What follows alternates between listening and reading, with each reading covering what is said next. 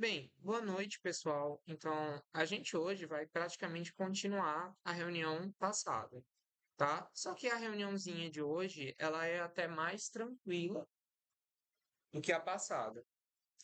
Então, a gente terminou o, a gente vai começar agora o capítulo de seleção para várias características. E é fundamental entender o que é a seleção para várias características e em quais situações elas vão ser utilizadas. Bom, então a seleção para várias características, ela vai ser feita em qualquer ocasião quando nós trabalhamos com o melhoramento animal. Muitas vezes, na seleção para várias características, a gente não trabalha com características que são só de interesse econômico. Por quê? Porque muitas vezes uma característica que não possui um interesse econômico de maneira isolada, ela pode ter um interesse econômico quando associada a outra. Isso a gente já viu que se chama o quê? Correlação. Então, por que a seleção é feita para várias características? Bom, porque de nada adianta eu selecionar uma porca para que ela produza muitos leitõezinhos se ela não tem leite para alimentar todos esses leitões. Então, existe algum interesse econômico em leite de porca? Que eu saiba, não. Mas essas características, elas são selecionadas com o intuito de prolongar ou melhorar a produção dos animais, certo?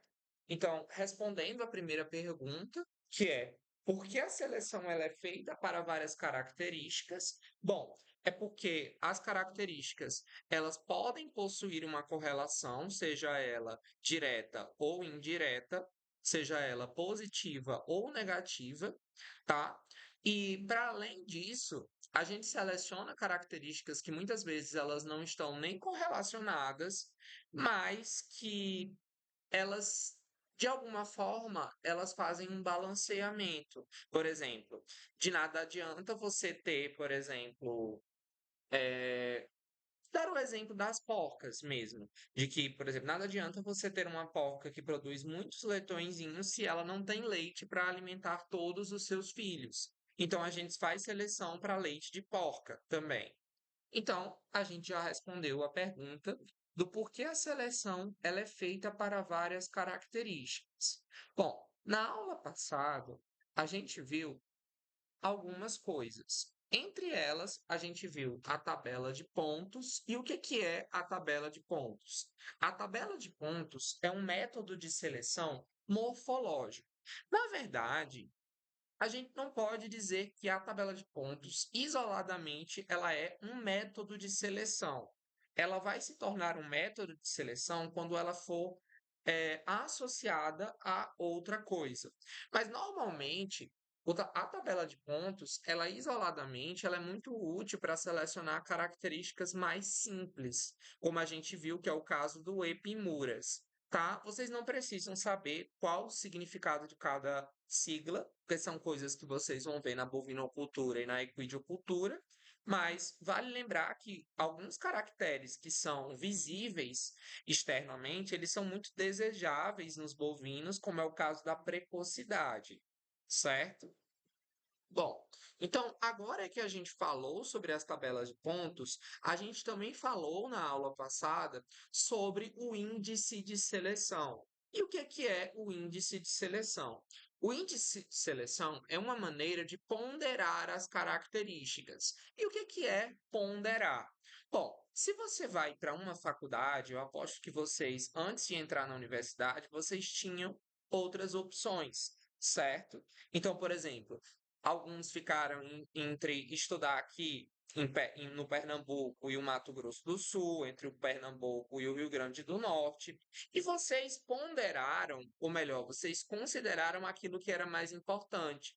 Então, por exemplo, era melhor para mim que eu estudasse aqui no Pernambuco.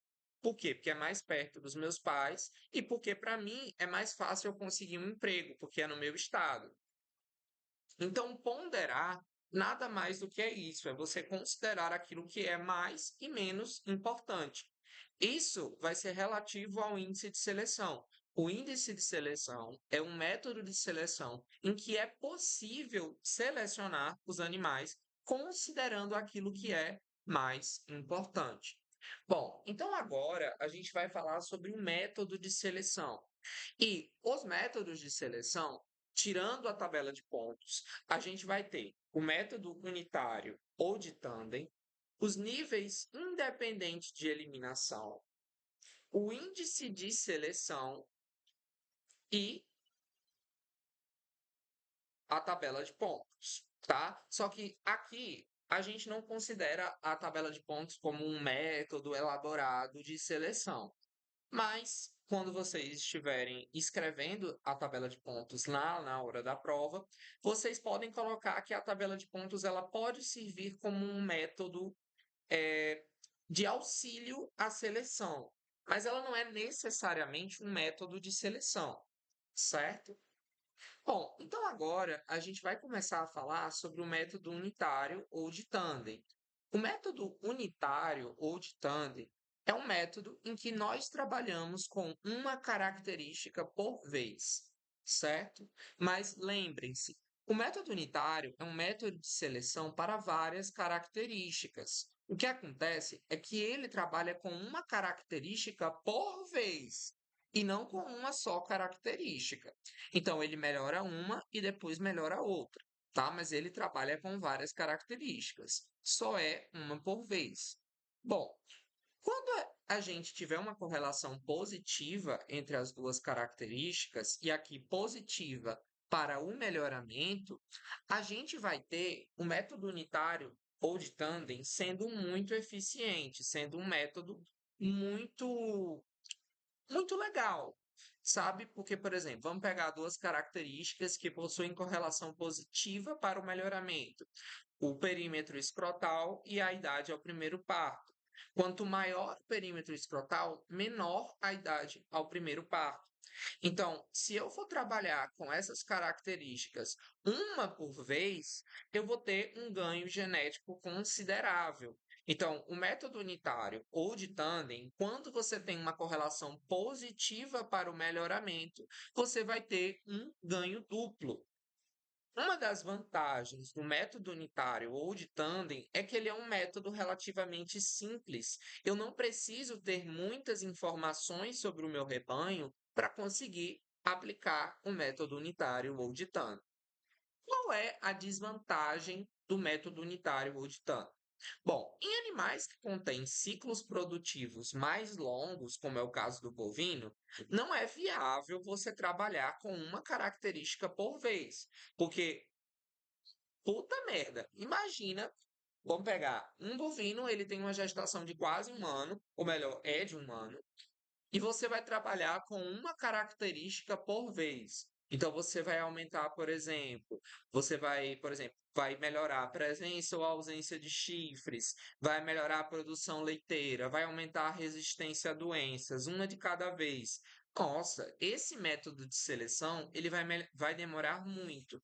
Então, o método unitário, uma das desvantagens é que ele é demorado, sobretudo em animais que possuem ciclos produtivos mais longos, tá? Então, não adianta você querer melhorar uma característica por vez nesses animais, porque senão o método unitário vai demorar uns 100 anos para você ter um progresso genético interessante, certo? Bom, então agora eu vou falar sobre os níveis independentes de eliminação. Uma vantagem que os níveis independentes de eliminação têm em relação ao método unitário ou de tandem é que ele pode trabalhar com várias características por vez. Ou seja, uma das vantagens é que ele obviamente vai trabalhar com mais de uma característica.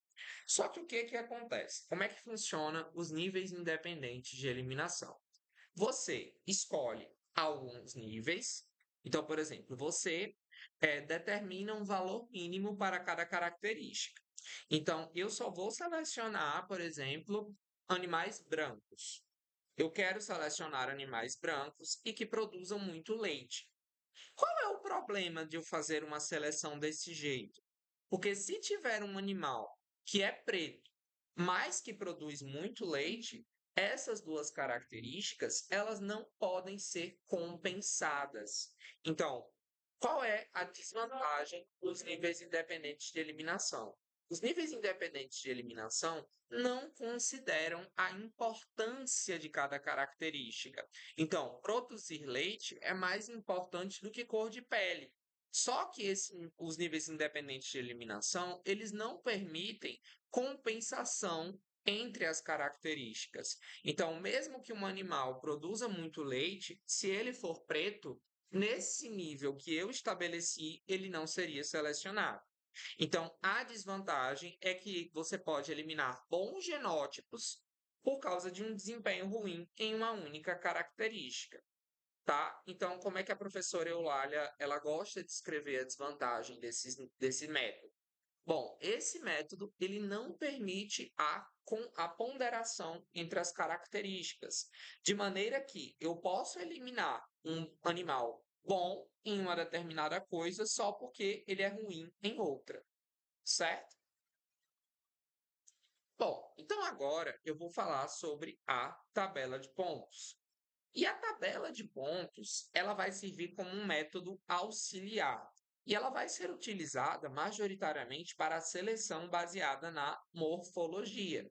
Uma das suas vantagens é que ela é fácil de aplicar e comparar. Bom, como esse método de seleção é feito? Eu chego na fazenda do meu proprietário, que eu quero trabalhar, e lá eu vou selecionar um animal que seja ideal, tá? Eu vou procurar entre esses animais e eu vou encontrar um animal ideal. Nesse animal ideal, eu vou comparar como ele é em relação aos outros. E quanto mais próximos do animal ideal, mais eu vou selecionar os animais que eu estou avaliando, certo? Se eles forem de acordo com as características que eu pré-estabeleci baseadas no meu animal ideal, certo? Normalmente, a tabela de pontos ela é utilizada muito para a seleção de equino. Por quê? Porque a seleção de equino, você não tem produção de leite de cavalo, de égua, no caso. Você não tem a produção de carne de cavalo, pelo menos não no Brasil. Então, você não precisa fazer uma seleção mais complexa para esses animais. Então, muitas vezes, a tabela de pontos ela é utilizada para a seleção de equinos. Samuel, isso significa dizer que equinos são majoritariamente selecionados pela morfologia? Sim, tá? Mas somente em algumas ocasiões. Por exemplo, você tem cavalos com características mais complexas, por exemplo, cavalos de corrida, que tem que ter uma maior resistência, você vai ter um processo de seleção mais complexa do que esses animais de exibição. Bom, então, a tabela de pontos, ela é um método que é pouco preciso e, sinceramente, tem uma pouca utilidade, né? A tabela de pontos, ela não permite você trabalhar com características complexas, certo? Bom, então agora eu vou falar sobre o índice de seleção. O índice de seleção, ele vai ser utilizado quando você tiver uma fonte de informações muito grande sobre o rebanho dos animais, tá? Então, quando você tem essas informações e esses dados, você consegue obter um valor de ponderação. E a partir desse valor de ponderação, por exemplo, eu considerei que produção de leite vale 2. E eu considerei que carne de marmoreio vale 1. Então, um animal que produz mais leite, mas ele não é tão bom assim na produção de carne, ele será selecionado, tá? Se ele for muito bom na produção de leite, ele vai ser selecionado. Por quê? Porque no índice de seleção, você tem a ponderação entre as características. Então, um animal ele pode compensar o fato dele ser ruim em alguma coisa com outra característica. Então, essa vai ser a principal vantagem do índice de seleção. E qual a principal desvantagem? Ele é muito complexo e ele vai exigir cálculos e dados e pesos bem definidos. Então, você vai precisar de muita informação sobre esses animais. Bom, Então, aqui a gente tem o índice de seleção, como ele é utilizado. Então, por exemplo, aqui nesse índice de seleção, você tem o desempenho individual do animal, o desempenho dos parentes e a média da progênie. São essas as informações que a questão me deu. Então, o que que vai acontecer? Eu sei que qual é o valor que foi mais valorizado? O desempenho individual, tá? Então, o que que é mais importante para esse método de seleção? O desempenho desse animal, tá? Individual. Lembre-se que isso é aplicável somente a essa questão aqui. Mas, por exemplo, se outra variável ela tivesse sendo aqui considerada e ela tivesse um peso maior do que 0,5, essa seria a mais importante a ser selecionada, certo? Bom, de métodos de seleção é praticamente isso, tá? Eu agora vou abrir lá o outro, que no caso vai ser os auxílios à seleção.